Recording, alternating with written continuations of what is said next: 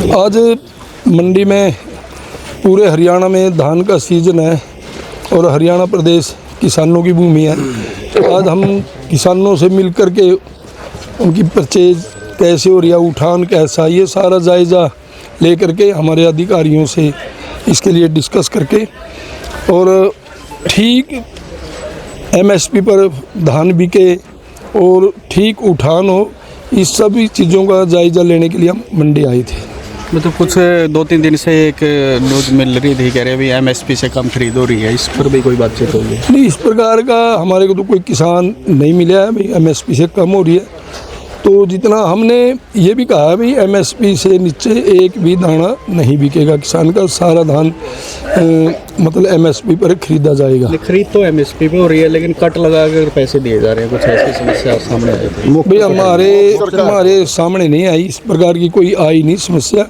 अभी एक डेयरी आई थी, उसमें भी हमने कह दिया था भाई एक बार इसको पलटी मरवा दे, और अधिकारियों ने भी कह दिया भाई हम इसको तुलवा देंगे। 2 दिन पहले सीएम ने बुलाया था, क्या बातचीत हुई?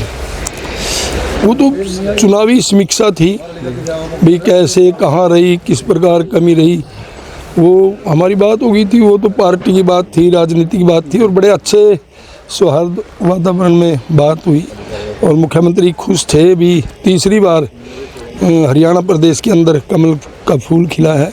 भारतीय जनता पार्टी की सरकार माननीय नायब सैनी जी के नेतृत्व में बनी है, इसलिए सभी कार्यकर्ताओं में खुशी का माहौल है। हरियाणा के 36 बिरादरी के लोगों में खुशी का माहौल है।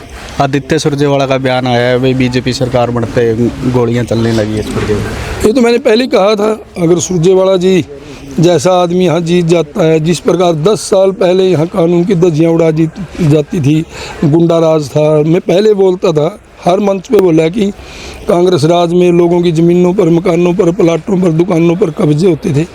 ये तो परमात्मा ने हरियाणा की जनता की सुन ली कि सरकार भारतीय जनता पार्टी की आ गई, वरना आप देखते 3 दिन में क्या हाल होता, वही पुराना माहौल दोबारा वापस आता।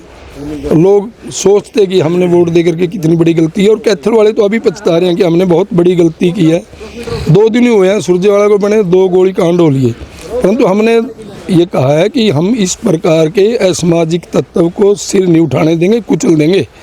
और ये दावा है हमारा, भारतीय जनता पार्टी की सरकार है, इसमें कोई गुंडागर्दी, कोई बदमाशी बर्दाश्त नहीं की जाएगी। अगले 5 साल में लीलाराम की चलेगी, सुरजेवाला की चलेगी? नायब सैनी जी की चलेगी। मुख्यमंत्री बने हैं नायब जी, हरियाणा की जनता ने उन पर विश्वास जताया है और हर कार्यकर्ता की पूछ होती है भारतीय जनता पार्टी की सरकार में। ये नहीं है कि हमें एक कार्यकर्ता मिला और कहने लगे कि मैं आदित्य सुरजेवाला जी से मिला था, मैंने मंडी की कोई बात रखी, उन्होंने कहा जी मेरे को नहीं पता, मेरे पापा जी आएंगे उनसे बात करके फिर बताऊंगा। माँ बेटे ये तो हमें पहले ही दिखाई दे रहा था, भी पापा जी आएंगे फिर फैसला लेंगे।